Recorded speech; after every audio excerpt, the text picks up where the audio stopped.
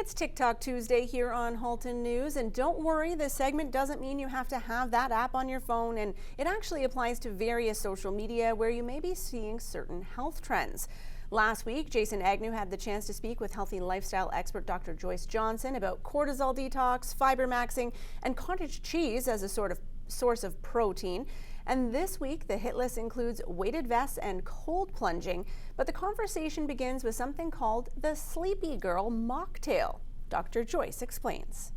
So the Sleepy Girl mocktail, this is a mix of, I have tart cherry juice, which you can get in the grocery store, and a magnesium supplement, magnesium bisglycinate, to help promote sleep. And the question is whether it works or not. I will say yes, partially this does work. Tart cherry juice is known to be a source of melatonin.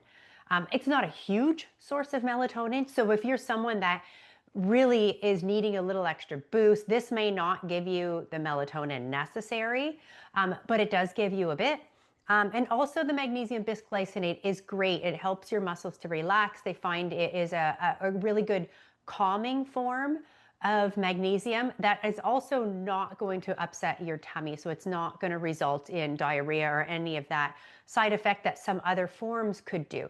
So yes, partially it does work. Alternatively is maybe pare it down with a better wind down routine at night. So don't just rely on these guys to give you that good night's sleep. Dim the lights at night. Don't have caffeine later on in the day. Try to do some relaxing activities, limit your screen time. These types of things can help set you up for a better quality sleep. I find it funny that tart cherry juice is in there because that can also help you with gout, but that's not a mocktail you're drinking if you got that. Our next topic, I 100% thought about our next topic. As a person that goes for a half-hour morning walk every day, I have been targeted on Instagram with these weighted vests marketed to me.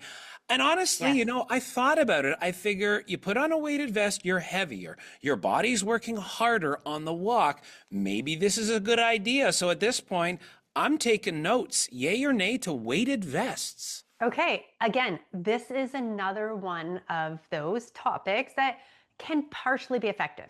So it can increase calorie expenditure. It can increase endurance as well, because obviously you're training with a little extra weight, but the results tend to be more modest than we anticipate. And also, if you're going to choose a weighted vest, it should not exceed 10% of your body weight, right? So if you're someone that's very small, you shouldn't be choosing a 20-pound weighted vest. It does put you at risk, at a higher risk for injuries, for people with joint pain, back pain, or even with balance issues. So if you're someone that is struggling with balance issues and you're going to throw some extra weight that you're not used to, that could pose a problem. So yes, it can be good for some people. For some people that already have like knee pain or joint pain, think about adding an extra, 10 to 20 pounds to those joints that are already in trouble. Probably not the best thing yet you can do. I've put on about 20 pounds in the past couple of years, but my body's had time to get used to it. Nonetheless, let's move along from that. That was called the pandemic for me, and I'm a suit size up. Okay, so next topic, though, beyond me, is these ice baths or cold plunging. I actually did this last year, but mine was like on a vacation. Hey, try this. Do you like it? I did it because it was a novelty, but people I've seen are totally into these. I've never really understood what they're supposed to do. Yeah, so it can be really good at helping to reduce inflammation. I mean, professional athletes have been doing this type of therapy for a very long time because it's going to take down swelling, especially post-activity, for example. It can increase alertness and circulation. It may reduce muscle soreness, but some people do find doing it right after training can reduce growth and repair of your tissues. So you obviously should be doing it supervised so that you're doing it at the right time. There are some risks. Obviously, heart strain is a risk for some people if you have any sort of cardiovascular disease. If you want to try it or you want to maybe start slow, do it in the shower. End your shower with a cold water spray on your lower back.